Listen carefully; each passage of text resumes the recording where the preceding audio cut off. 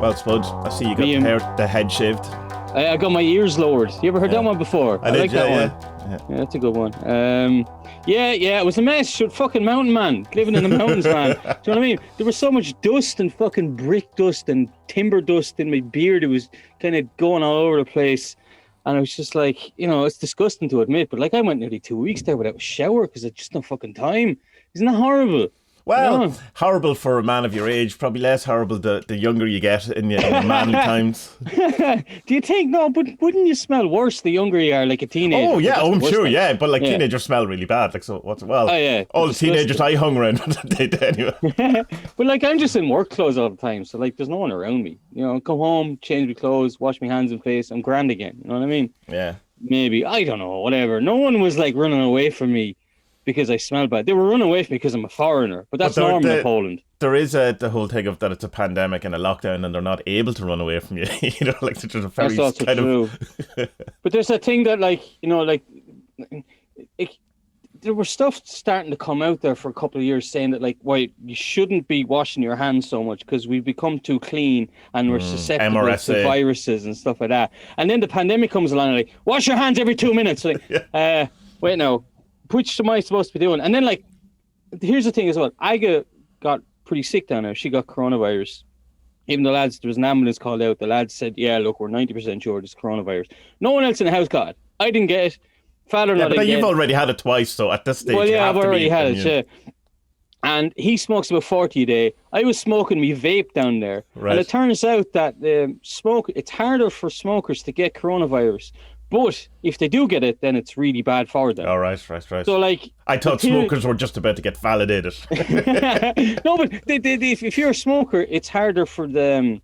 Is that because of the crusty black tar lining of your lungs? It's just impenetrable from because coronavirus. it sterilize is the wrong word, but say if you're in the vicinity of someone with coronavirus and they cough, and then the virus goes into you. Well, if you smoke, you kill the virus with the smoke. So smoke on, everybody. Kill the virus, kill your lungs. You only need one, don't you? No, that's a kidney. No, here's one for you. You can do one lung, but it's not pleasant. Here's the thing for you, just to show you that sometimes mistranslations happen. The way in English you have kidney beans, the red beans. Oh yeah, that look like kidneys. Yeah, so in Poland they're not called kidney beans, they're called red beans because they're purple, But nice cashew nuts are called kidney nuts. Okay, all right. Obviously, someone made a complete fuck up of an order one time. And, look, I'll have 10 tons of kidney beans there. Shit. Well, they look kind of like beans, but they're nuts. Fuck it, he'd be all right, So in Polish, they're called kidney nuts and not cashew nuts. And there's another one as well, tea. Tea has similar names across the world, like tea and even like chai. It's similar enough. And a lot of the Slavic countries around us here, it's called chai. Polish, herbata, hoi. And no one has a fucking clue. It's herb. It translates as herb drink. Hoi. Because what's that? Herb drink. Grand. That's what it is now. Yeah.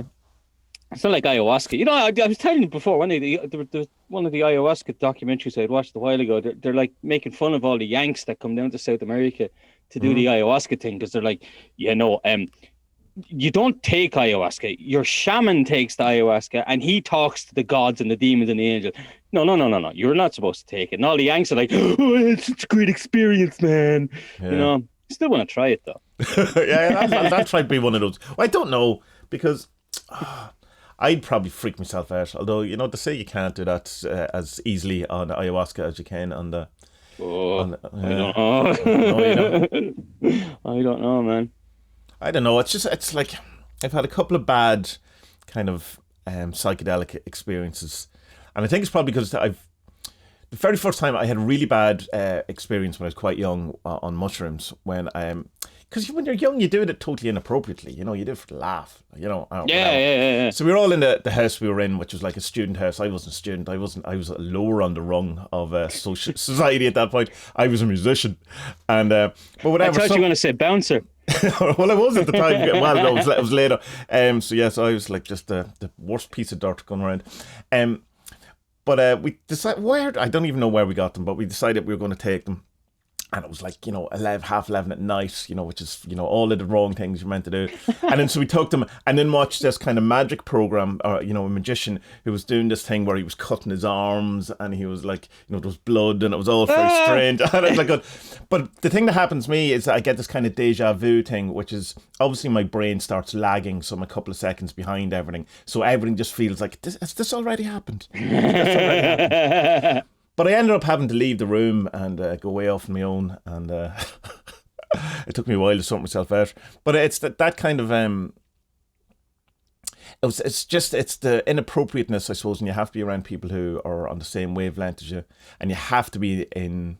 I think you shouldn't be having just broke up with your girlfriend or having issues with your family. There shouldn't be anything on your mind that It's probably a great way to process that if you're brave enough to do that kind of stuff, but. Well, sure, isn't that way they give it to PTSD sufferers? Yeah, but they do it in a very clinical setting. It's not what 6 lads in a room drinking beer, watching terrible. Come here, I was watching. I have some of the American channels. The American TV ads are fucking hilarious, so they are. Like the drug ads are like, here's a new drug that will make you feel fit and happy and all shiny, laffy, daffy, dancing, happy, laffy, daffy people or whatever. Yeah. Shiny, side happy effects, people. Suicide. Side effects may include. Wait, did he say rectal cancer? What? Yeah. Okay, I'm not taking that. And then another ad came on. No, because just the PTSD put in my head. Another ad came on. This guy was like, I'm Troy Claire or some real American name. Troy Sam. Troy Mick. No, not Mick. That's an Irish one. That's a terrible one. He's an Irish. He's a half.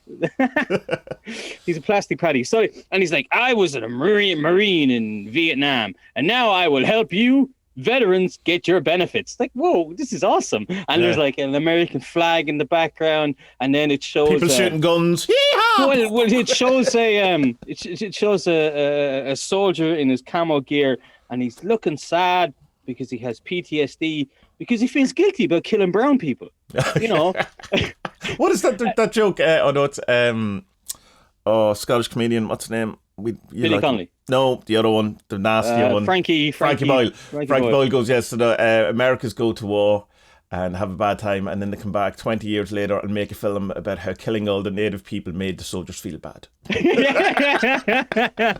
It's true, though. I was reading something because look, obviously there are genuine people who suffer PTSD from stuff they've gone through, but the vast amount of people who have PTSD, they have it from shit they've done. Or seen, which scary. Is the other thing. But that's what I mean. Yeah. So the first type is they've had shit happen to them, or they've been around something, they've seen it kind of by accident. They've seen someone getting beheaded, like just walk into a room and like, whoa, or else. But like the vast majority of people, it's shit you've done. And here's some drugs for you because you feel sad about the horrible thing you did. It's like, I don't know. I mean, maybe you should kind of have to live with that suffering because you did something horrible. It's kind of, I don't know, it's that kind of thing where when you're in a situation where, something like, say, war. I've never been to war, obviously. Look at me. I wouldn't survive. That, the rules kind of change and stuff. And so that what's acceptable within a certain parameter is unacceptable. So it's kind of, I think it's, well, I agree with you. It's like kind of, you can do things, excuse me, in a moment, and it's then, you come back and 10 years later you go, how the fuck did I, it's the Jordan Peterson thing of don't fool yourself into thinking you wouldn't be a Nazi, in 1940s Germany, because you probably would be. But the PTSD is an interesting one because the kind of, it took so long to come out because, it was you weren't allowed, have any emotional problems as a man. You know what I mean? Like, and that it was like, oh, you just don't talk about it. And, all that kind of, it's like the same, I suppose, in the fire brigade in Ireland. You have to do some sort of counselling after you see things, my father-in-law he was high up in the fire brigade here, and he just never talked about any of the stuff he's seen, but I'm sure he's seen desperate and things like where someone was telling me where you have to go to the body that is most likely is unconscious. So, needs the attention first. So you have to kind of walk past people who are with spikes through them or something like that. Something terrible to get to the person who, that has to be, Just horrific. I don't know. Yeah, but the war PTSD. No, I do agree. Fuck the military, man. I've just no time for anyone that's in the army. I'm just like, what the hell are you do? Like, you get paid to kill people. Shut up. You know, it's horrible. Why would you ever? I used to know soldiers in rat mines, but like they're Irish soldiers, they're not proper fucking soldiers, are they? Although, like you hear people say, Lebanon, bought some bootleg Beatles tapes and came back and sold them. No, but like you hear some people say, "Oh, the Irish Rangers, they're among the best like paratroopers in the world." It's like, yeah, but they don't really matter, do they? It's not like the fucking American Marines. Oh, but they go and they train the Marines. Do they really, or do they not just train with the Marines the odd time? I don't know. Like I remember as well going to school with a fella who went off to join the Navy or the Army at 16, 17 as a trade thing. You do that in Ireland, don't you? Yeah. And I was like, let's talk to him. I was like, why are you going? Like, yeah, but you have to do 10 years and then you get money for the rest of your life or something. Well, yeah, that was it. Like, you know, he said that there's a great pension. I was like, just fucking 16. Who cares about a pension? You know what I mean? How wrong was I? But it's kind of like, yeah, but I was like, yeah, but like, what if you have to go off and kill someone sometime? He's like, well, that's not going to happen. Yeah, but it might happen. Yeah, and it's more likely that it's going to happen to you than me.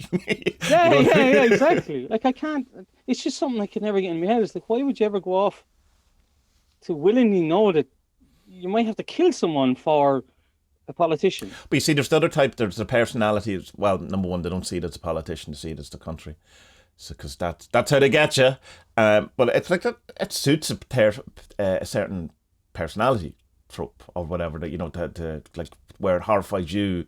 There's probably an excitement for, you know, when you ever see interviews with people who are like, there was one that came up on my YouTube feed and it was like how I broke the world record with the longest kill shot, but you know, a sniper. And he's like really into it, and he's like, oh, and I was going like, this is so weird. Like this is this is unbelievably weird. And it was like it was a sport, or it was like you know, how I managed to, you know, paint this great graffiti on this wall, and there's some technical look at me! things. I killed a goat herder, fucking 3 miles away on a mountain. Whatever. Even if it wasn't, even if it was like, you know, I don't know, a nuclear scientist. See the nuclear. Well, okay. I mean, if it was the Queen of England or Boris Johnson, then that's kind of cool. Like, you know, no, I'm only messing. Don't kill the Queen. She's too old.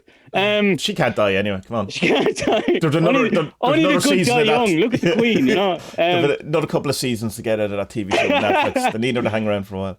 It's just something like, and there's another thing as well, like with the American military, like so much of it is a kind of false military, because it's like, hey, illegal immigrants, join the military, we'll give you a passport. I was going out with a girl years ago, and her father wanted to be a helicopter pilot, but he failed the exams in Ireland to get onto the courses or whatever, and he's like, fuck it, I'll go to America. And he obviously didn't pay too much attention to the news ranting, because it was just before Vietnam started. No one's seen that coming. Yeah, so he ended up having to do 2 or 3 tours of duty. But it's the same thing for becoming a doctor. I know a fellow who couldn't get into any Irish or English medical schools to become a doctor, so he went off and joined the American forces. Right. And if you do whatever it is, it's a shorter course, but it's intense, obviously. You're on the fucking front lines kind of thing. But if you do that thing, it's shorter, and you're a doctor anywhere in the world. You know, it's the same with the helicopter thing. If you get onto their thing and become a helicopter, then you recognize a helicopter pilot anywhere in the world. And then he ended up getting these mad jobs, doing the helicopter stuff for people who are just as evil as the American military, the fucking oil industry. He was bringing people to and from oil rigs in Nigeria, fucking pirates, fucking shooting up things. And, honest to God, mad stuff, absolutely mad life he's had. But like, still, I just can't get it. I'd hate to have to be in a situation where it's like, you have to kill someone. Fuck that, like, what's okay, unless someone's coming at you with a knife. You see, that's the thing about the army, where you would like to think that it was originally, you know, for protection, but I don't think, going by any history I've read, that an army has ever been just for protection. And then when you look at something like and it's easy pickings, obviously America, but they've never been invaded other than Pearl Harbor, you know, but they're like the second. Actually, they knew that was going to happen. They just didn't stop it. Or they did it. Whatever way, whatever rabbit you want to. I don't think they did it. Me neither. But yeah, I was going to say, are they the biggest military in the world? Probably second biggest military after China now. I don't know. I don't keep up with it. But it's, no. The Yanks are still bigger, but I think the Chinese have more bodies or something like that. Right. More but it's soldiers, just like but the Yanks are bigger. When you look at like the thing where we can't give people money, you know, the pandemic thing because it's going to cost billions. You go, well, I suppose it is a lot of money and a lot of people. And then you go, well, that's probably about 4 minutes of military spending. And you go, oh my God, like what a weird. Yeah, it is weird setup. But like, I mean, obviously, Eddie's art is a good kind of whole kind of bit about it where he's going, you know, like, you need something for when people like Tommie invokes Hitler again. When Hitler turns up, you know what I mean? You need something, you know, but what you know what it is, but it's like, what do you do then, I suppose, in the time when, you know, there isn't a despot or there isn't a guy trying to enact your country? There's no argument against that, except that, like, even at, like, when the Roman Empire had its, organized military system, like, the Germanic kind of remnants of the Celts were still able to come down and take over Rome. Yeah, sure, yeah. You know, and they were villagers with pickaxes and shit, like, you know, so, I don't know, just, war is wrong, man, you know. Yeah, but I mean, like... We all just get along, Tommie. But it seems like I can't even... crisis every weekend, every week.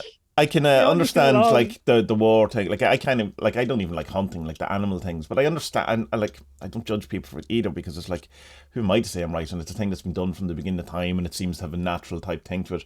But like, there's just that mind frame or whatever you need to have in your head that you're talking about, like to go kill someone or even to go kill, I don't know, a rabbit. I've no idea what the people kill in Ireland. Rabbits probably.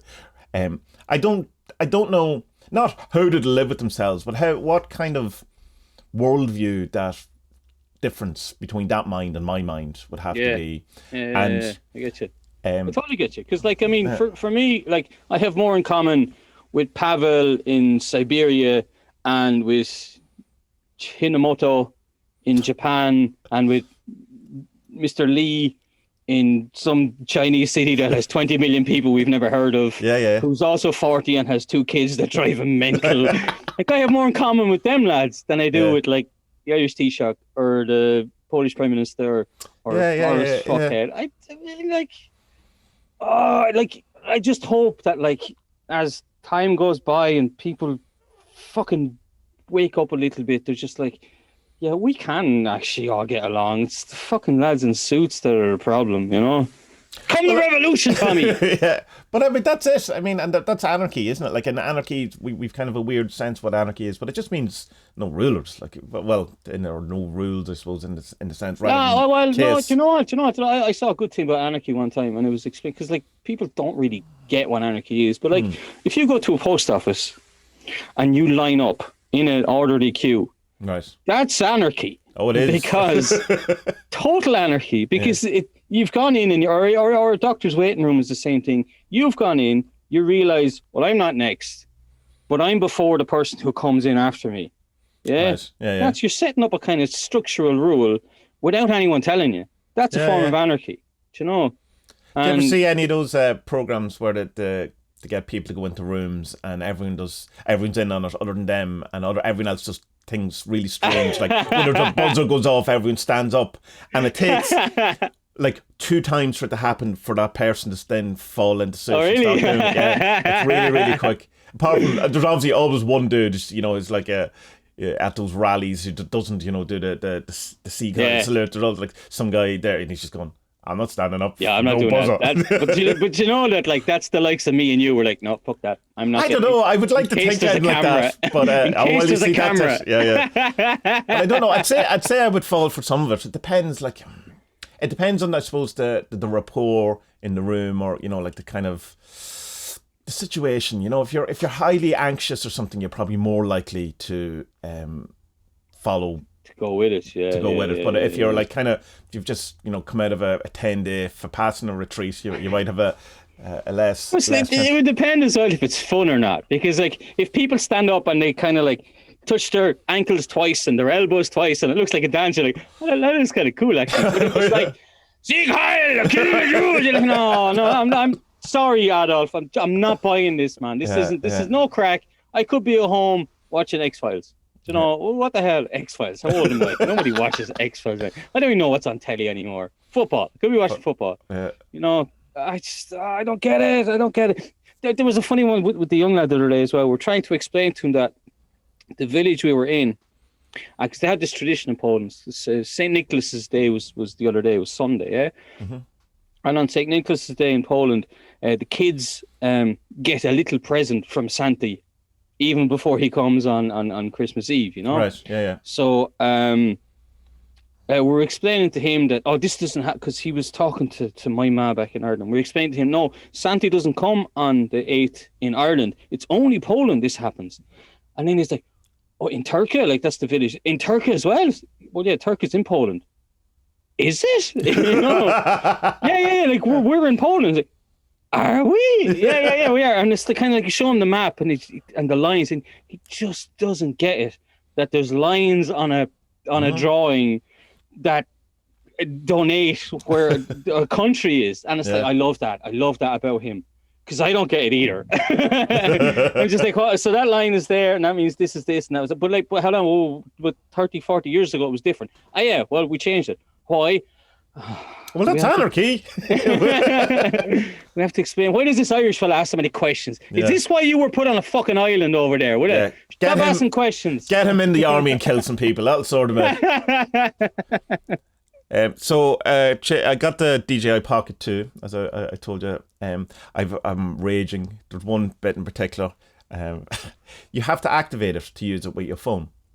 But there's only a certain amount of phones that you can activate it with. That's crazy. It's just, I mean, I assume it's, not something they've designed that way, but... You do have a smartphone though, don't you? Oh, I do, yeah. But it's like, it only will activate with certain iPhones, certain Samsung Galaxies, some Huawei, whatever that's pronounced, and OnePlus. Like, there's literally 15 phones that'll work with. Very strange. It's an awful marketing thing. Because I was saying to you, it's like, what if BBC go in and buy 50 of them, or RT buy 50 of them? Well, you could do it if one guy in BBC has an iPhone, you can do it. You could do it all from one phone. Yeah, it's not tied to your phone. It's okay. It's tied to an account, so you could just log out, log in, do all that. But fair enough, when you buy it, there is an app, and it does say, and you can use this with your phone, but it doesn't say you have to exclusively have it.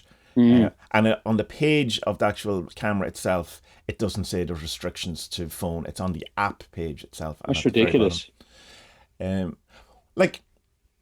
Fair enough, you have to activate stuff, which is, still, there's a questionable thing with that if you pay, whatever it was €500 or whatever for the whole bundle thing I got. If you pay that, you really shouldn't have to give any more information to anyone. No, not at all. Of course not. But at least allow people to, join DJI online and, just put in your serial number. When you buy a Razer mouse or a keyboard, you just put your serial number in and, to fool you into thinking you're actually getting a guarantee or something. But, just, that you never use anyway. Yeah. But, yeah, and, that you can only update your device through the phone, all this stuff. And it's... Imagine Nikon did that, where, you couldn't update the firmware without, logging into NikonUSA.com or something. People go fucking mental. Yeah, and it's like people already have an issue with the whole, because DJI is Chinese, obviously, and I'm surprised it's allowed. So anyway, I left them a really lovely review on Google Play. Great. They got back to me and went, sorry. Still get 1 star. Looks to be you. What do you call it? There's something shitty that Sony do with their cameras. They have this kind of Android-y type system in their cameras, and if you want to do a time lapse, or slow motion or anything like that, you can do it, but you need to buy an app for it. So they're not dear. An app. Yeah. They're not dear. It's like a $5 or $9.99 or whatever. Yeah. But it's still wait now. So if I bought the equivalent Nikon, not fucking Nikon, you weirdo. No, I have no idea how to say it. It's just Japanese, so it probably is Nikon. And then Canon will be Canon. Canon, yeah. Canon.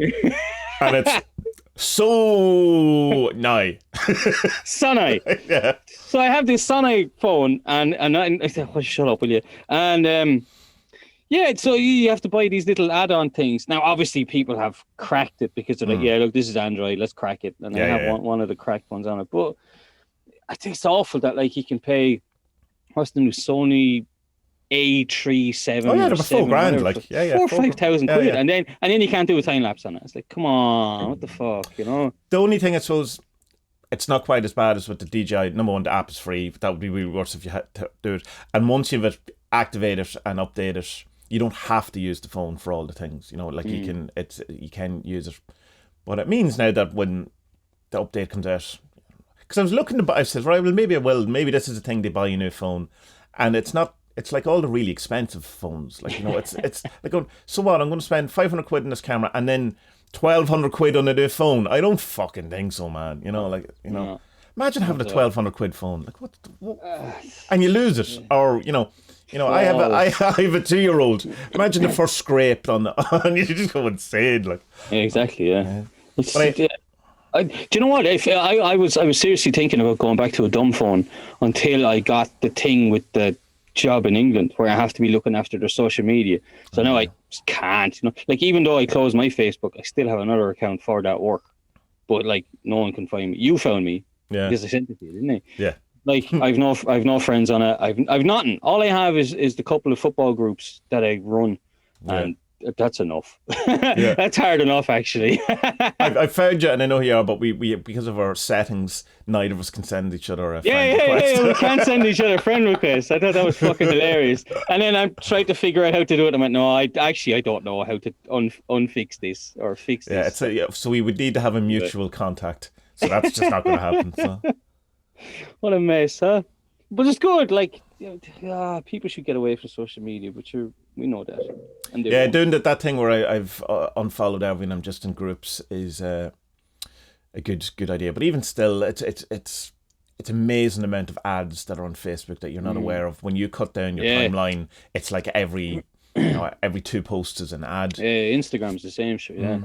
And everything on Instagram is a scam, from what I can see. Every single ad that's on it, like, here's this back massager, and then you go into the comments. Yeah, this is just a copy of Jim's back massager. Yeah, it didn't turn up. I bought this 3 weeks ago. It didn't turn up. I bought it 6 months ago. It didn't turn up. There was one I saw a while ago, but there's some type of writer's typewriter that is something that all the hipster nerds are supposed to be in love with.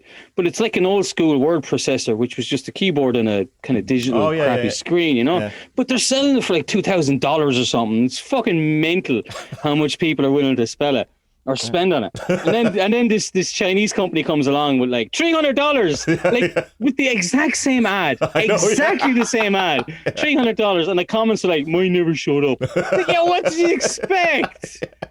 You know, like, losing their money. Not that I've obviously spent far too much money on stupid things over the years. I have a didgeridoo beside me. Well, no, I didn't buy that though. I didn't buy that in fairness, but I did ask for it. Yeah, amazing. But it's good for my lungs, apparently. You know. Yeah. Put a bong up to it. See. That's definitely been done. There's no question that loads of people have got stoned from a didgeridoo. Yeah. Should give that a go then. I don't want to be drilling any holes in it or anything, but there's got to be a way. I'll find a way. Just put into Google how to make a bong out of a didgeridoo. I'm sure there's any amount of YouTube videos that'll tell you. Probably. You know? There was something on the tip of my tongue there and I lost it. No, hit that. Oh yeah, people are doing the I see the banishing thing has come up again on the that's what I was on Discord. Yeah. I mean, the way we done that challenge of the Star Ruby, I was thinking like I think it might be interesting to do like a vow of silence for a week and see what happens. Only speak when you're spoken to, or only like only like respond to texts when you get them or emails. Don't send anything. I was just send something. I was like, I might give that a go. But then this morning I forgot about it. Immediately. Completely. But then it's the kids and it's like, okay, how could you actually do a vow of silence for a week? No, but I don't know. If you set up rules where it's like, right, I'll only speak when I'm spoken to, I think it might work. Yeah. But like, how would you will get the accusations of, what's wrong with you? You're in a mood. No, I'm not in a mood. No, but what's wrong with you? I've taken a vow of silence. What? No, but the conversation still goes. If they're asking you stuff, then you can keep it going. But like, I don't know, might be either bliss or absolute hell. I Well, wonder one how it other go. way to do it would be to do periods of the day where you don't do anything. So you say between 10 and noon, I'm not going to talk at all, and just hide in your room for 2 hours. Really easy for me to do extended periods of silence, but considering I just sit in the room on my Me own too, I for this. suppose. I'm now that I'm home, I'm completely on my own all the time. I've been reading the banishing thing came up from Foolish Fish, didn't it? Yeah. These videos are great. Yeah. They're really, really good. And there's something interesting with this. It was this book I'm reading. Because remember, I told you ages ago that rather than reading a young book, I'd want to read some of the books about him first. Yeah. Because I have this thing. It's kind of like when you're studying a book in school. Usually the book that's about the book gives you what the book is about. Because they're able to explain it a bit better or whatever. So I have this book, and I didn't bring it with me, which I was supposed to do. But it's about active imagination and dream interpretation, all that stuff. And the active imagination stuff is very much astral traveling. It's exactly the fucking same, like just by a different name, just with a more kind of sciencey sounding name, And like it even talks about like there's the thing with the astral projection when you meet something or someone. Ask it its name. Yeah, right, okay. Because it can potentially fuck with you if you don't get its name. And it says the same thing here, but with Carl Jung's active imagination. But it says that you should identify yourself first and then ask the other entity its name. Yeah. And it doesn't really say that if you don't get a name, move on. But it kind of says that if you're coming at each other or things are coming to a head, then you can move away. It's the fucking same thing, like it's mad. I suppose the only difference is that like the active imagination is firmly based within your own head, whereas arguments could be made for all of this, but that astral projection is kind of usually purported as being you going outside your body, that you've been some sort of released into the astral plane or whatever, and both sides can argue differently, because you can kind of go, or is young active imagination within the collective unconsciousness and conscious, and therefore is that not kind of external to his brain, blah blah blah blah blah. Yeah. But I suppose the astral projection too that people talk about is literally, coming out of your body and going to your ex-girlfriend's house and, scaring her by standing at the end of the bed going, oh, you forgot about Dre. Yeah, what are you saying, Angel? Take out my eye? Fix her. I need to take out my eye to win my girlfriend back, because she'll feel sorry for me, and then she'll poke my eye socket or so. What was it? I don't know. There's definitely a skull fucking joke there that I should probably move along. Very strange people out there. It's a very good book, though, and I'm after flying through it. It was one of the things when you're going through a book and you're like, this is a bit of a slog now. I'm only getting 20 or 30 pages done a day, and then suddenly you're like, oh shit, I'm nearly finished. How'd that happen? How'd that happen? That's great. So I must. Yeah, maybe next week I'll come back to it, because he gives 4 steps for active imagination and 4 steps for dream interpretation. Like dream interpretation. Is it Murray Stein's book? Is it by any chance? Here, if you want to talk among yourselves, there, I can find it. The Red Robert Book something. obviously is his Jung's kind of transcripts of his encounters through active imagination. It's very interesting. But halfway through it, the audiobook version of it, which is it's kind of can be tough going because they read out the footnotes constantly, which kind of breaks up the momentum of it. Oh really? No, there's no. It's not. It wouldn't be an academic-y type of book. Now I think there's 2 footnotes I've come across so far. It's more about just using learning about the techniques, where they came from, how to use them, and then using a kind of a hacky way of doing them, so that they're explained really easily. You know what I mean? It's literally 4 steps. Do this, and then you'll know what your subconscious is telling you through your... The subconscious tells Jung so far and whatever. It's like keeps kind of going, you're silly, you're useless, you're completely wrong about everything. Look at you trying things, you useless person.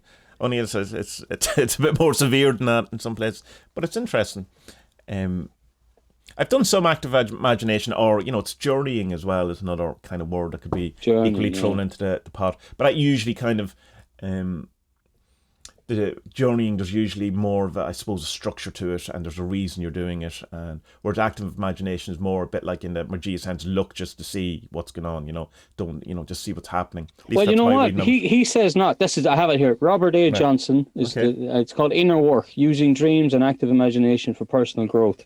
I don't like that name. Why didn't you just call it Inner Work? I hate, and with the personal growth is just oh god. Publishers. Yeah, publishers. That's not the author. Definitely. No. He says with active imagination, not to be passive in it at all.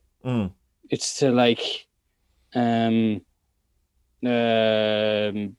actually. The clue is in the active. Well, yeah, but what I mean, I know what you're pointing at, but what I mean more is in a journey in a shamanic sense. There's a thing of say this is going to be a soul retrieval where you have an overall agenda rather than your what.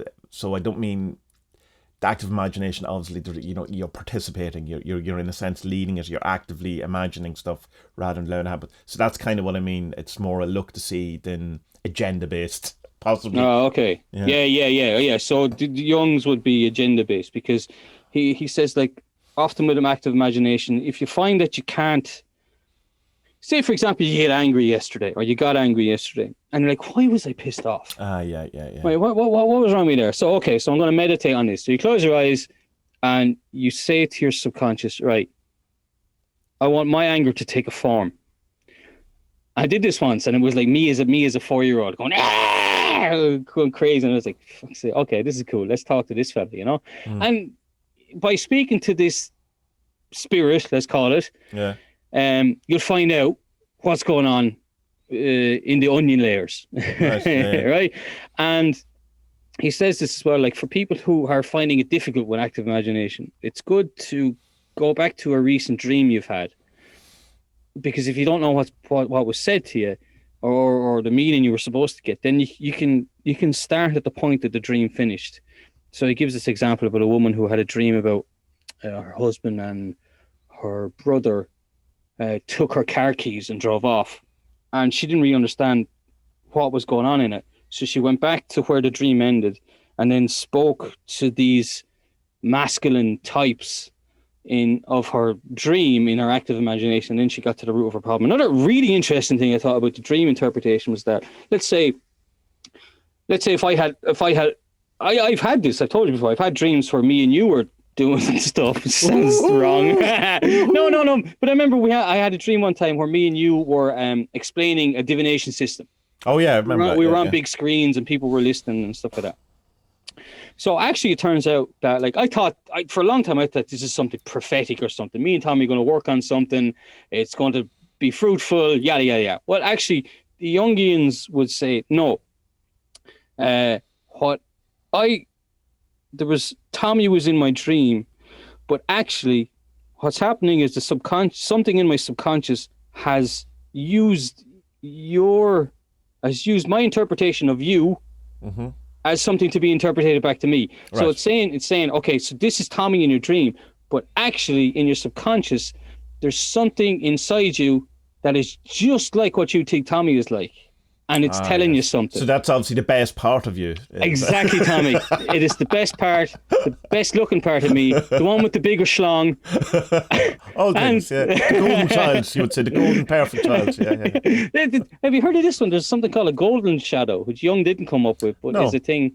So golden shadow is, someone was explaining, actually it was on the Rebel Wisdom channel, I believe. They were talking about Brian Rose. That's his name, isn't it? And they were saying that London Real. You mean the future mayor of London? Future mayor of London with the suits that don't fit him for some reason. It's that thing Americans used to do in the 90s and 80s where they wore suits that were 3 sizes too big for them. And they all footballers. Looked like they had, footballers do that too. Well, yeah, footballers are big and fat though. Oh, right. The big ties. Big knot ties. So, they were saying that basically people who are low confidence and don't really know what they're doing, they buy into these silly programs of learn to become a podcaster in 5 days. Here's my $500 course, blah, blah, blah. And so there's this thing called the golden shadow, which is that because I'm anxious and I'm not confident and a bit of a loser, I project this hero onto something else or someone else, and he is the best of all. He is the meaning of man. He is all that is men to men, kind of thing. And Brian Rose, he's amazing. Oh yeah, I like his gym, or whatever. Like, yeah. And so Young didn't come up with it, as you do to me, obviously, as well. Exactly what was in my dream, Tommie. You know, so the dream was telling me, you know, well, fuck Tommie, you don't need him. Just pretend to be Tommie, and then steal his ideas. Yeah. Don't actually be Tommie, because that's the road to ruin. I'm like, how do I make my penis longer if I want to be like Tommie? God damn it, maybe if I hang some weights or something. I think you're mixing up things there. It's not that you need a penis longer. You just need to be a bigger dick. Should have left that for the end, Tommie. That would have been a perfect goodbye moment. Very good. No, but look, I mean, who bought me the book? Morgan bought me the book off Discord, but it was something I'd had on the list for a while. But I'm glad. This inner wisdom, this inner wisdom thing, is that? Yeah, it's brilliant. Like, it really, like that thing about when you see someone in your dream and it's not actually that person, it's the representation of that person that is actually within you. Right. That fucking blew my mind, because it's like, think of all the times you've dreamt about someone and it's like, no, actually it's not that person, it's what that person is. Yeah, but you can go further than that, because you know the way the lesser is found in the greater and the micro and the macro. That obviously then works across real life too, in that the person you think of, you know, as your dad is not your dad. It's who you think your dad is. It's your interpretation of it. So it continues in that, in the great thing. And I remember doing the therapy stuff as well, and that being kind of being brought up and stuff like that, and that, you know, that all of these things, it's like, you know, you're arguing with people in your head, or you think it's not really them, it's your kind of your relationship, or your creation, or your version of it. I mean, that's tough too, because like the people still did the things, you know what I mean, or you know, it can't be taken away. But I suppose it's with all of these things, it's the conclusions that are brought from these things is where the problems kind of lie, rather than actual situations themselves. But it's an interesting one, like the whole representation of, you know, in dreams. And I think that's where, you know, like the dream dictionaries fall apart for me, because I would put them kind of mostly in the same type of thing as, you know, star signs and newspapers and stuff like that, which kind of, you know, has degraded astrology. It's like, obviously a ladder means something completely different to you than it does to me. Now there will be overlap, because, you know, there's a function to a ladder that's, you know, indisputable. But or, you know, like a star or a pancake, it has to mean something completely different to you, to me, you know. So if I have a dream about... Wait, who told you about my pancake fetish?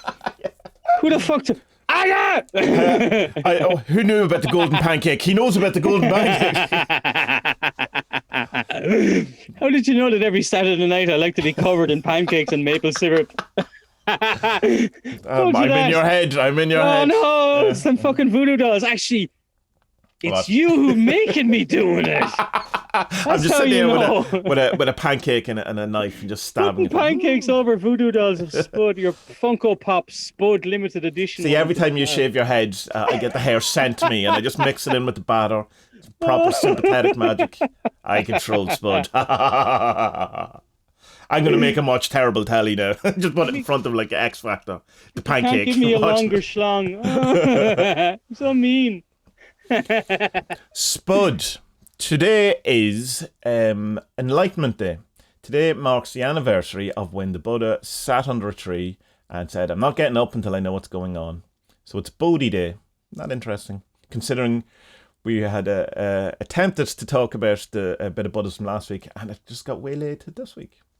And that's that's strange, huh? Yeah. Come here. I had set up something to watch last night, and then I went to bed. I forgot, and it was Alan Watts' thing, like Buddhism, Tibetan Buddhism 101. And I thought, yeah, all right, cool. I listened to that in the morning, and then I realized, fuck, I had 3 football interviews, and I need the articles I needed to write. So again, it was pushed back. I didn't get to listen to it. So Tommie, you're going to have to explain to me. Well, you did here's the first caveat. I have discovered that whenever you attempt to talk about anything Buddhist related, that it is the one that gets the most pushback and the one that gets the most pedantic people out to correct you. Of all things, like I've a million. And I bet posts. you it's like white Buddhists and not like actual. Oh no, it's definitely Americans. Yeah, there's no question. Yeah, that's what I meant. So I've like about 1 million posts in our occult on Reddit's occult sub, and most is fine, but anytime I've even mentioned Buddhism, has got like. And come here. Let's really annoy them then. All right. Okay. Why is it okay to call Buddha? Or why is it okay to categorize Buddhism under the occult and not say Islam or Christianity? Oh well, Sufism would be definitely considered mysticism and stuff. So it would be. And I think the proper answer to that is because Buddhism isn't, doesn't have a god. It's not really a religion. It's kind of a that type of thing. But again, like why not? Why not Christianity? Why not? Although that seems to be getting less and less, in that like such a huge percentage of occultists now seem to just want to be Christians, which is very odd to me. There seems to be this huge kind of, not odd, I understand it, but it seems that it's picking up an awful lot of momentum in that even, and Gordon White, I suppose, has a lot to do with it in that he has an awful lot of kind of Christian stuff that he tries to steal back. No, you're losing me now. Once you said that's just, no. But that's what I think where it started, like, not what it started, but that was kind of waving, the current, the kind of Case Magic seemed to want to reincorporate all of the stuff that it had at once. Kind of the fucking cult of Gordon White. That's what this. It's a cult. It's absolutely a cult. All these things are a cult. It is. It's just with him, man. It's a cult. People. I don't know. I haven't checked in with him since the beginning of the lockdown, so I don't even know what's going on anymore. To be quite honest. Yeah, it's just he says something and people just take it as gospel, and they're like, whoa, really? You're gonna go with that? Really? No. Come listen to Tommie and Spud talk about. And listen, I believe every single thing we say, because what we say is actual gospel. Well, look, I mean, no, I would say you can believe Tommie. I'm full of shit. Don't believe me. Jesus Christ. I changed my mind about it by the end of the podcast. I don't even agree with myself. But I think that while I know what you're saying, I think it's that whole cult of personality thing is a thing that people want to do, though. It's looking for authority. It's looking for and this is the thing, I suppose, that Peter Kingsley points to, is that we have no actual Western magical tradition in that kind of sense, where we don't have the kind of hierarchy, we don't have the school, we don't have the lineage, we don't have the thing that we seem to want to have, that you have, say, in the East, where if you're into this, you know what to do. There's a person you go to learn about it. And so here, when we don't have that, it ends up being, I suppose, a somewhat, cult of personality type of thing. When someone knows, and Gordon might definitely know stuff, and I've learned so much from him, so, you kind of gravitate to that. Well, but it's that thing that we've talked about before, that, when experts talk, or you're seen as an expert in one particular field, and then they say something that's outside the field, it's given an extra gravitas or something, because they're just kind of... Yeah, of course. And I think that happens kind of an awful lot. But anyway, back to the point of this kind of... There is this kind of need or want of reincorporating Christianity back in, as if there's and a particular brand of kind of Catholic Christianity.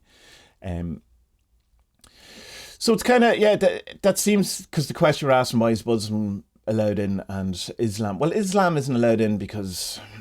do we want to start this? Islam isn't allowed in for any number of reasons, but Sufism, the mystic kind of it would be. But yeah, I would doubt you could have a question or a thread on our occult, or any. Other subreddits are available similar.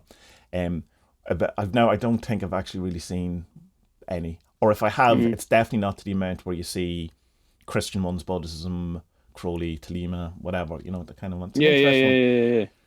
But I suppose it's because Reddit and our occult are, I suppose, Western people, white dudes, for the most part, so it's like, so we don't know anything about Islam.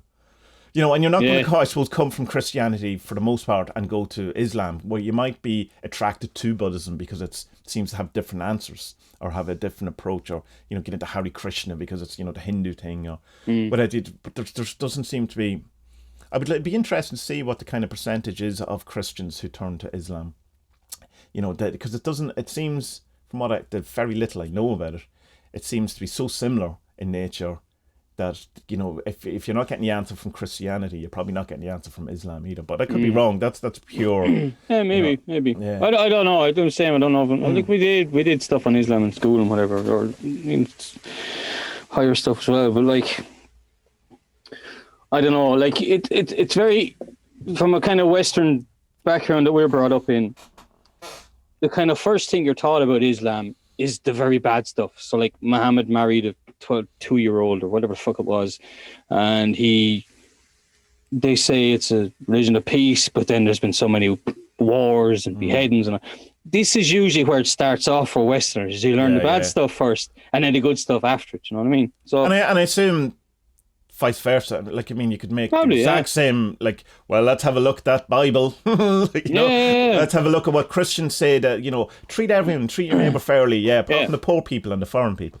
And I suppose it must be then like Buddhism. Buddhism is, for my little bit known about, is it's a bit more fluffy and mystical and like but it definitely does have its dark side. Like there's you know, would say, oh, no one has ever used Buddhism to, you know, to massacre people. Yeah, it turns out they have. That's not true. Yeah, there's a few wars going on at the minute that aren't spoken about, because like isn't something like a third of the world at war with each other all the fucking time or something. Yeah, but there is stuff Stephen Pinker says that we're the least amount of wars going on at the minute, so God. Maybe, but like... but my point is that could still be a third of us at war. Think of what it used to be like.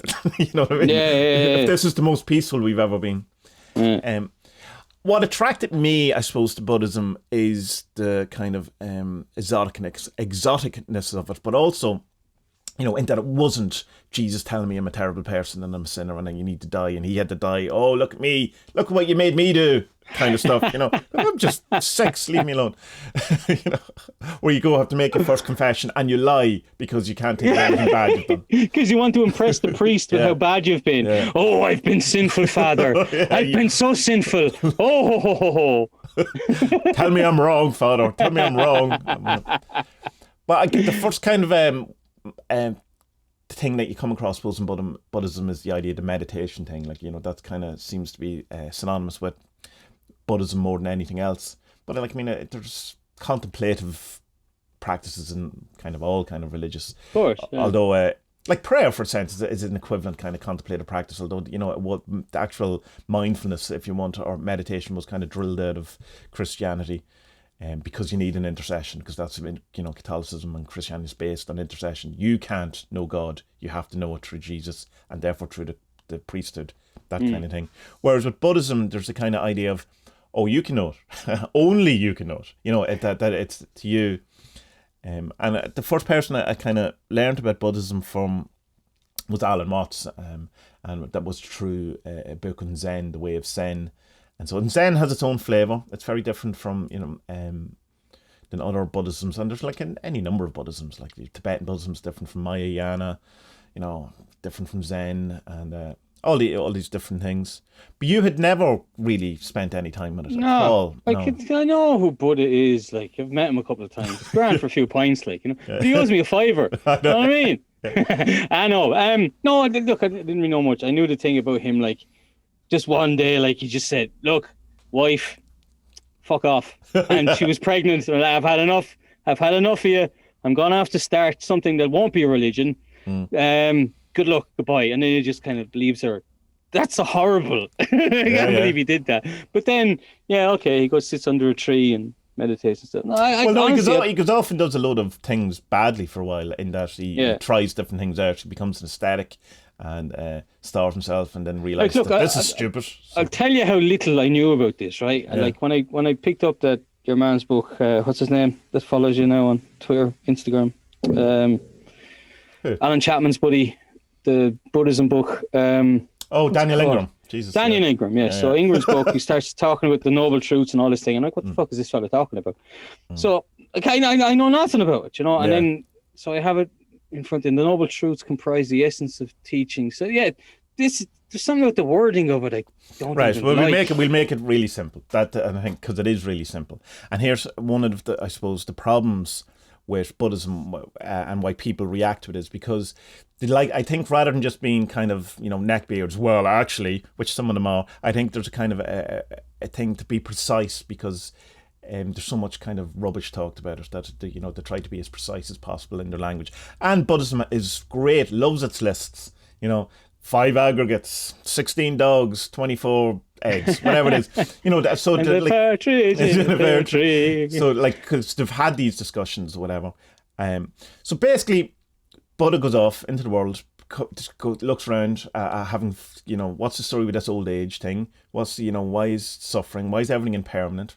You know, he says, well, I want to know the answers, you know, and they were hidden from him for years because he was a prince and he wasn't allowed, you know, see dead people, wasn't allowed to see sick people. And you know, he was out one day and he managed to see it. So he goes off and he becomes an ascetic and hangs out with some ascetics, and he's been doing this for a while and he goes, well, this is stupid. I'm not learning it. I'm not learning anything. And he goes off and gets some rice off someone, and everyone went, oh, look at him. Oh, eating the rice. What a charlatan. So then he eventually just sits under the tree, which is the Bodhi tree. And he says, I'm not getting up until I find out what is going on, you know. And there's a great kind of one, this is kind of slightly tangential, where you know, the devil, Mara, comes up to him and keeps kind of trying to tempt him or whatever. And he puts his hand on the ground, obviously to hurt himself, and just goes, I see you, Mara. I see you. I know what you're doing. And that, you know, kind of deflates the whole kind of thing, which I really like, is the, you know, when you see your negative behaviour, you see your shadow stuff, and you just go, I see you. I know what you're at. It does, in a sense, kind of. So anyway, he gains enlightenment, whatever, and he finds out what it is. And allegedly, the very first sermon he does after he gets up from the Bodhi tree is he talks about the Four Noble Truths. Yeah, okay. Maybe. Opinions differ. So the Four Noble Truths are the first one, and it's the problem is that you suffer an awful lot with translation, because obviously these Sanskrit or Pali words mean something very specific within the culture as well, that, you know, wouldn't need to be explained to people, that to us, you know, it's just, we have words that kind of are similar but leave out things or allude to something that's not necessarily yeah. So the very first one, the noble truth, the four of them, is the noble truth of suffering, or the actual word is dukkha. And dukkha, Alan Watts says, is the opposite of sukha, which is sweet. So what you would have in a sense, it's kind of bitterness, but it's usually it's translated as suffering, or Thich Nhat Hanh calls it ill-being. But the actual kind of thing, as far as I know, is that dukkha is, you know, the axle on a wheel, right? So say in a cart, and you have the thing that it's not fitted properly. And there's something just fucking not right. Yeah. Those podcasts you sent me, what was his name? With the lovely voice. Gil Fronsdal, from the Insight Meditation Center. He translated. His one was good. It's unsatisfactoriness. Or dissatisfactoriness. Dissatisfaction. That's way better than suffering. Because like I read these the first time, and like the truth for suffering, the truth of the cause of suffering, and I'm like, I'm not suffering. I'm not. You know what I mean? I'm not like. Yeah. Suffering for me is like the hardship that the immigrants from Iran, Syria, whatever, and they're having to live on a fucking beach in Greece and live on scraps. That's suffering. Yeah, well, that's probably misery, though. You know, like, but I understand what you're saying. This is the problem with using a word like suffering, is because suffering to us means something different.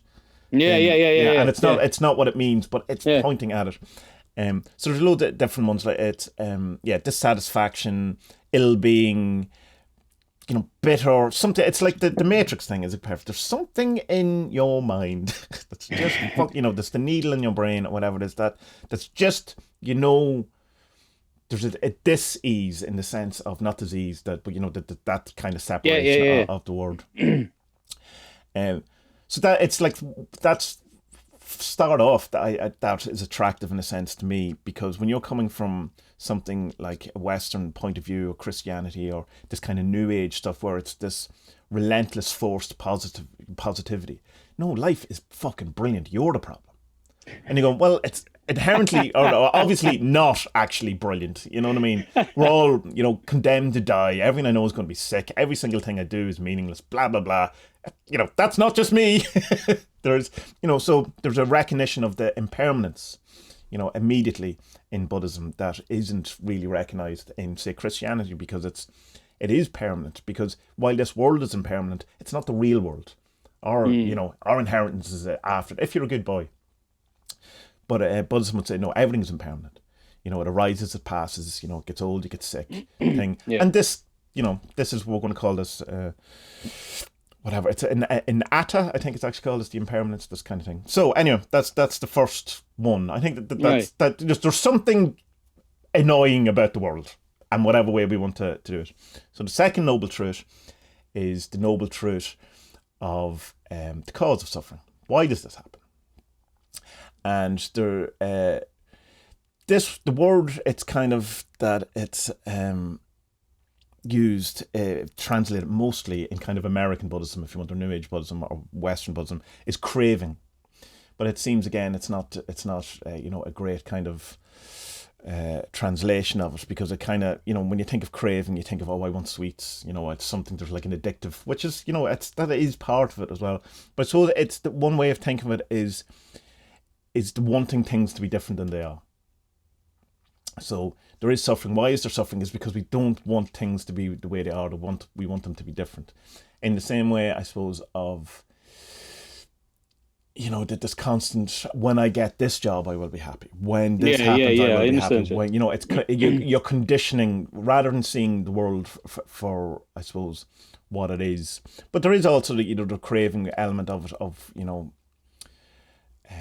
wanting your life to be better, or putting things on it, wanting the toys or the nice things, and looking for peace in sex and drugs and drink, in fame, in or whatever it is, from wanting to be the best footballer on the street to the best footballer in the world, or this kind of craving.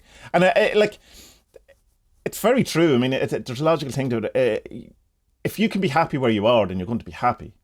But that's the thing. It's that we don't want to be where we are. We want to be somewhere else because we think that's going to make us happy. Yeah. And so that's that kind of thing. Now, the word that is translated as clinging now I'm going to get to it. In Pali is tanai, but it's Trishna is the Sanskrit, which is I'm more aware of that one because Alan Watts talked about it, and it comes from it's the root kind of our word of thirst, or there's the kind of a need to be satisfied. We have this need, this kind of an ending type of thing. So first thing, there is something. Life is shit. There's a reason life is shit. And the third noble truth is the truth of there is a way to not happen. There's the cessation of suffering. There is a way out. It's not that this can't be helped, or it's not fatalist. We just may put up with it. And this is Nirodha, or sometimes for Nirvana, which is the Sanskrit of it, and it's kind of is seen as like an out-breath, so you just when you're worked up and you go, oh, I need this, I want that, and just fucking breathe. It's kind of that kind of pulse of it, and it's like kind of letting go, stop the clinging. If we stop this clinging, if we stop this thirst, if we stop this kind of yearning, we're going to reduce our suffering, or we get out of it. Now, the clever people then go, hold on a minute, Mr. Buddha. Isn't craving to let go of craving further craving? So I've got you there. And he goes, yeah, you have got me there. Of course you have there. So which is why we say you have to just do your best. It's just do what you can do. It's not, it's the middle way. It's that kind of, it's not full aesthetic. It's not full gluttony. It's not, try your best not to have these cravings or clingings or these, tightness, holding on, grasping. Grasping is another kind of thing. And do your best with it.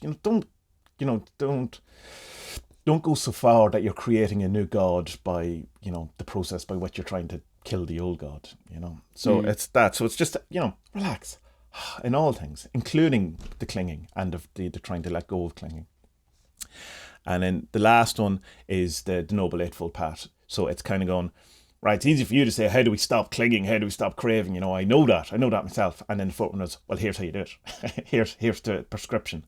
And it's 8 kind of things where it's like the split up into 3. You have the virtues, you have the meditation, and you have, or like your ethics, your meditation and your insight. So, what to do, how to think, and then how to gain wisdom or whatever. So there's an interesting kind of relation between there's two pairs of opposites in the Four Noble Truths, where you have, in Magia, where you have the thing of that the means of your the means of your binding can become the means of your unbinding. So like it's like the kind of the opposites, or the Jung talks about, the conjunction of opposites were things. So the first and the third noble truths are the opposites of each other. There is suffering, and there's there's a cessation of suffering. So 1 and 3, that's that's found in the other, to use the Magia sense. You can't have suffering without a cessation of suffering, because it's not, you can't have left without right. Sure. You can't have up with down, you can't have all this kind of thing. And then the second one is the craving, and then the cessation of craving, the cause and then the remedy. So you have those kind of two nice like little buttons that it's also, so in a sense you would only need really 2 noble truths, because the other 2 would be found if you look in the other ones. The other ones. I get you. So the 8 noble truths, or the noble eightfold path, you could that's a whole entire new podcast. That's just a general kind of thing of the, I suppose, the basic, that even if you only ever knew that, you could probably increase, I suppose, the happiness in your life just by that, because it's obvious. Like, we know that when you hear it, you go, well, that makes sense. Not saying it's easy, because it's certainly not easy. Because if you can go, because you can apply it to anything. It says, well, if you are taken prisoner, you're kidnapped and you're put in a prison for 20 years, or you're Damien Eccles and you're put in the death row for something you didn't do, whatever. If you can, within that, get to a point of not wanting something else. Now, if you can just you decide, right, okay, I don't want to get out, or I don't, my happiness is going to be reliant on me being vindicated, whatever. I'm just going to be here now.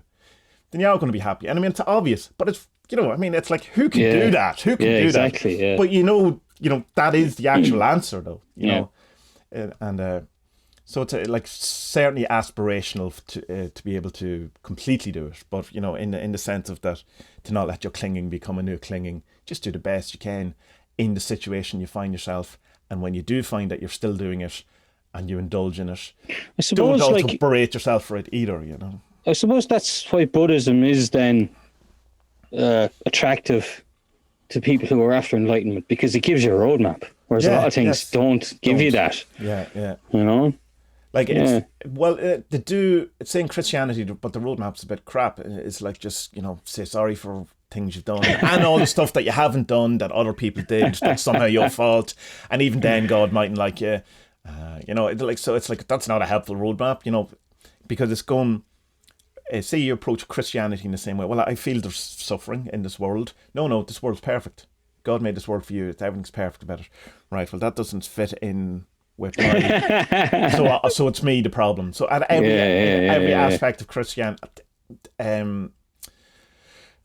what's the word, well, you just look at it for what it is rather than go any deep meaning for the word will come from me.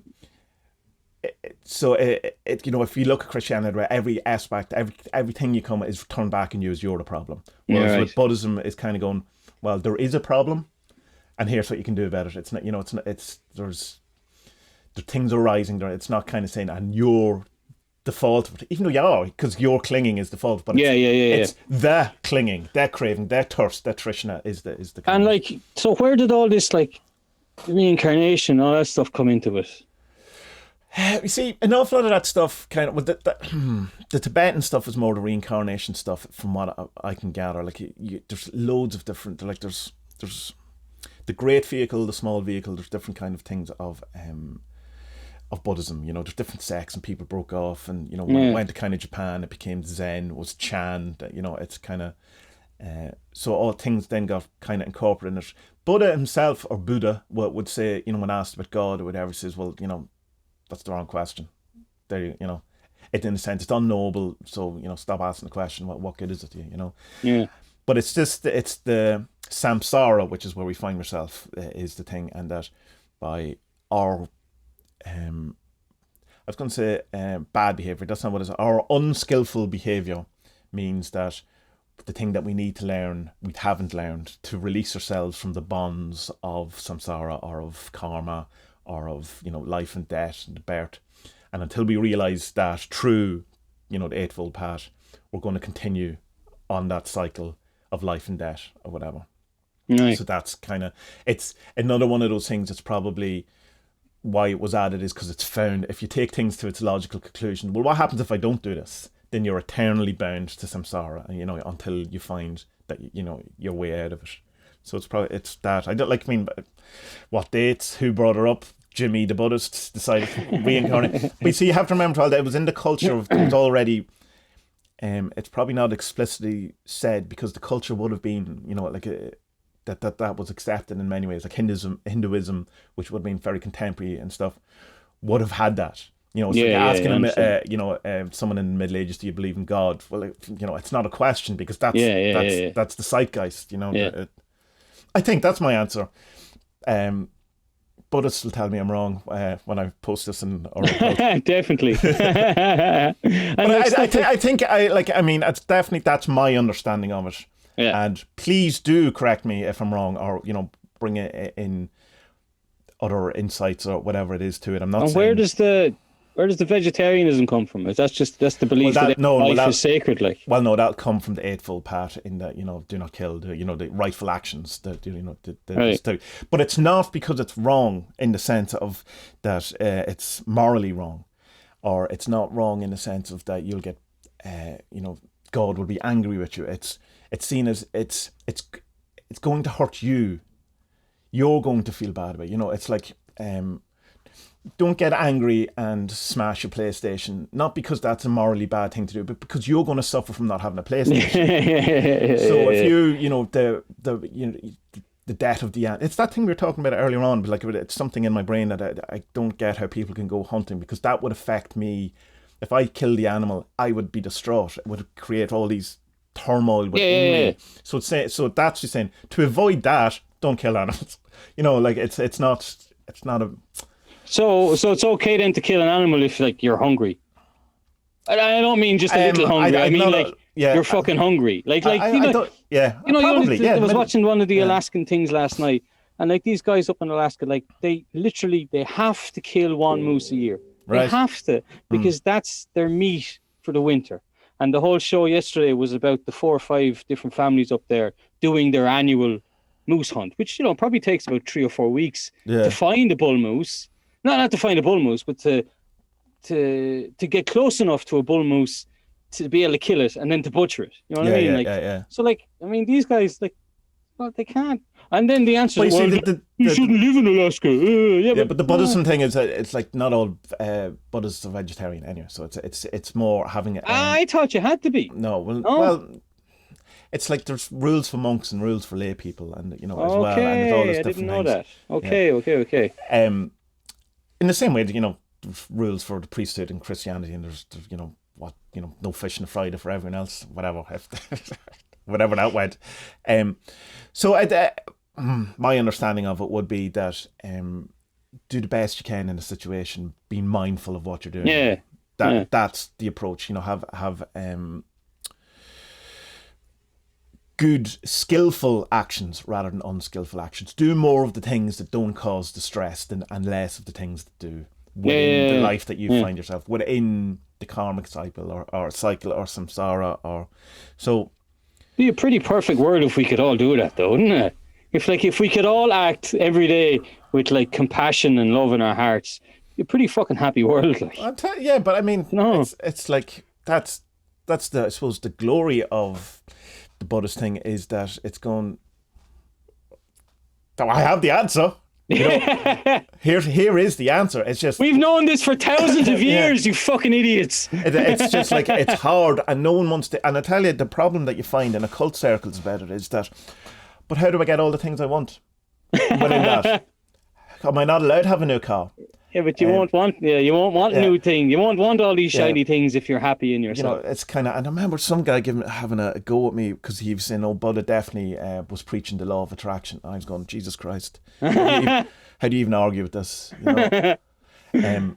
But there is a kind of a thing in it that if you are in a sense in a suffering, and I've come across Buddhism in times when my life was shit, and, you know, and I kind of looked to it or whatever, and I did find it hard, and it was kind of saying, because there's a kind of a feeling in it that you just have to accept whatever's thrown at you, you know, and not try and get your work on yourself, or not trying to do things better, or not whatever. And I found that very hard, a stumbling block. Like if you're going, right, so my life's falling apart, my girlfriend's left me, my cat's dead, I have no money for food. I just have to be okay with that, you know, that not try to get out of that, or not try to have goals, ambitions, or whatever. And of course, it's not that. It's do the best you can, given that these are the guidelines that are most likely to get you happier or enlightened, or the opposite. It's going to be the less, you know, it's going to decrease suffering rather than give you happiness. It's going to decrease your suffering. So it's like, want the job, want to have that promotion, but it's not needing that promotion to be the thing that's going to make you happy. Yeah, I get you. Totally, you know, get you. So still have your goals, your drives, your ambitions. Be, you know, as Alan Chapman says, about when you're not doing your practice, when you're not doing your motivation, be a normal fucking person. You know what I mean? Just be a normal person and do your thing as best you can, given these guidelines, given these things, and understand that. Here's a great example of what Trishna or craving would be. Cyberpunk 2077 is coming out on Thursday, and people are so hyped about it that they think it's going to change their lives. It's going to be the greatest world event. Fucking computer game. This is not, I'm not even joking, or it's not hyperbole. Yes. Hyperbolic. It's, people genuinely think that, so that they're only going to have unsatisfactoriness, suffering, dukkha. Their axle is way off. And so it's like, look forward to your game. Don't put the entirety of creation on it being good. Game. But I think that is a good kind of example. Like I've it pre-ordered. I've it, you know, it's whatever preloaded. I'm going to enjoy it, and you know, it's going to be great fun. I'm sure, you know, you'll have a go at it at some point too, because you're a fan of games, and you know. But it's not. I'm not hoping it's going to be my salvation, you know. It's going to be a bit of fun. I'll probably play 10 hours of it and then go... Oh. Yeah, and then give up. Yeah, exactly, yeah.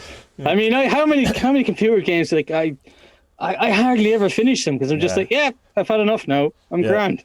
Or the Far Cry ones where you just go around pulling down posters and doing all that. Just, what am I doing? Wasting my life. I could be reading or watching something. I could be shagging my wife. Fucking down here playing computer games like I'm fucking 16.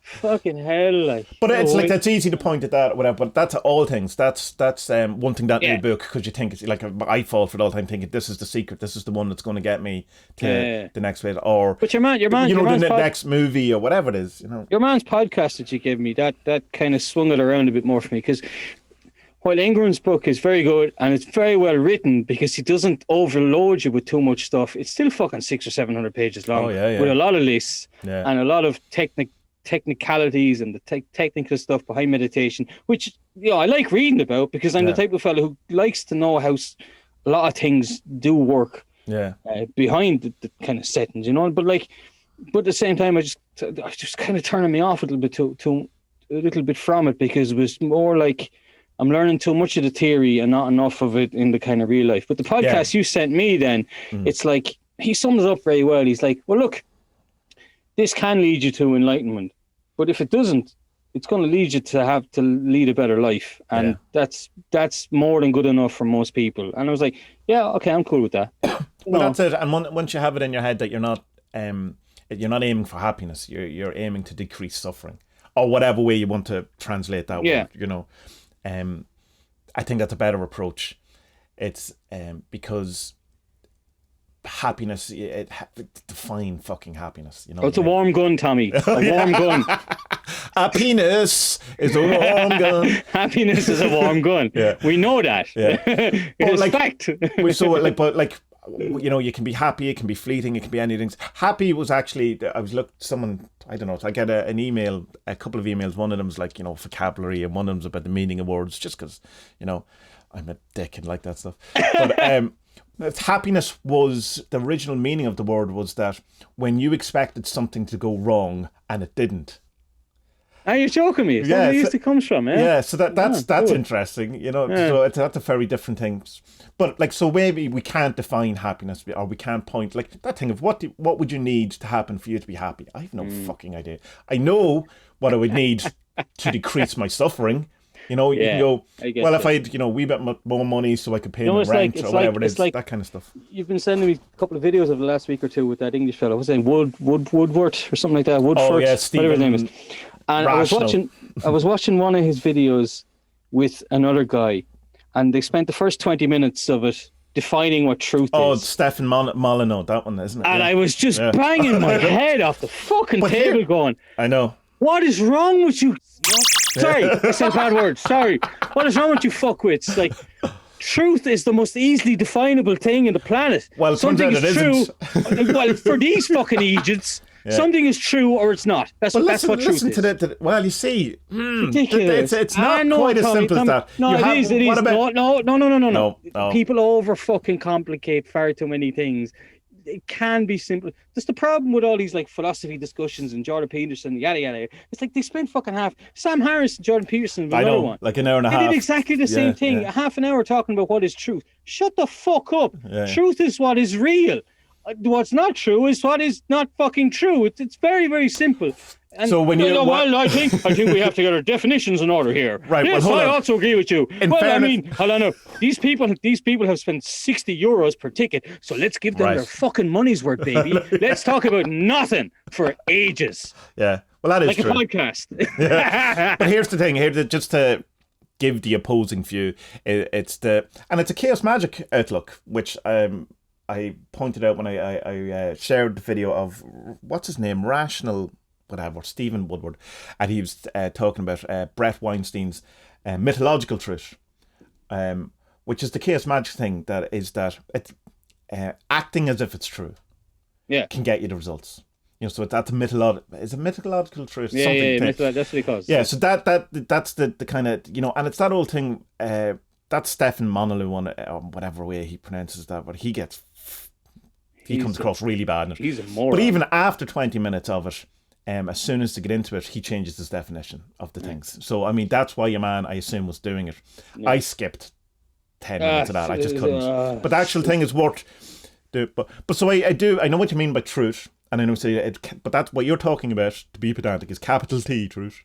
Whereas there's a whole bunch of lowercase t truths, including mythological. Well, they can all fuck off, so they can. But here's the problem, though. Here's the problem. When you have the debate between someone like Sam Harris, rationality, capital T truth, everything is external or interactions, materialism, blah, and then you have someone like Jordan Peterson who's not coming from that point of view. The debate of the 20 minutes to half an hour is to kind of go, well, what ground are we talking about here? Because we're just, if we don't, then we're just going to be talking over each other when he's talking about mythological truth and Sam Harris is talking about actual truth. And so I understand it. It's super boring. And it's super boring. And it's like literally could finish in 2 minutes because what they're not trying to do is define terms at all. What they're trying to do is get the other person to agree with their view of the world. Yeah. Which is completely different. So that takes half an hour. Yeah. And at the end of the half an hour, you just have to go, well, we have to agree to disagree. Really? Yeah. Did you? Yeah. Is that it? Is that who we spent our €60 on? To come to Dublin and to walk in the rain to the fucking point, to listen to these middle-aged men argue about nothing. And what am I doing with my life? It's very strange. I think that book I've mentioned a few times, that Ego is the Enemy book by Ryan Holiday is his name. And even though it's definitely not the best Stoicism book of all time. I have this in audiobook. But it's a great introduction to it because there's so much of it, and he's just like he's right, because I started noticing myself, like, when you're watching something, within the first couple of minutes of it, you can say to yourself, am I doing that in here? You're right. Do you know what I mean? Like, am I learning that in here? Is this improving anything? Am I just annoying myself? And so I've gotten a lot better at just being far more picky about the rabbit holes I fall down on YouTube or the articles I'm reading, and just go, no, I don't need this. I'm going to look at something that's more interesting. So that's why I spent some time looking up these Four Noble Truths and the Eightfold Path and stuff like that, because it's really interesting stuff, and you can see echoes of the Eightfold Path, particularly in Hermeticism, and I'm not even sure which would have come first. Probably I assume Buddhism, maybe. I don't know. Hermeticism would have been ancient Egyptians. 500 BC is Buddha, right? So Oh, and then the ancient Egyptians would have been before that. Jesus Christ, of course. God, idiots. Oh my God, that's embarrassing, huh? Oh, well. We both fucked up there. But then there's this thing like that your man Kingsley talks about, how the East and the West contract and what's the other word? Contract and retract from each other, where the teaching starts here and then moves to there and then back again and all over. And then there's this whole other big conspiracy that Jesus was a Buddhist. Where the fuck was he when he went missing for those 20 years? BBC documentary, it's on YouTube. It's was Jesus in It's India. quite convincing, like. Yeah. You know, and then there's another one. There's another thing that Jesus is buried in Japan. He went off and became a farmer. Right. Yeah. Yeah, and he's buried it's just fan fiction by any chance. No, there's a gravestone, and it has the name Jesus in that language, Japanese. Japanese. It's not going to be in fucking English, like, you know. And so it's.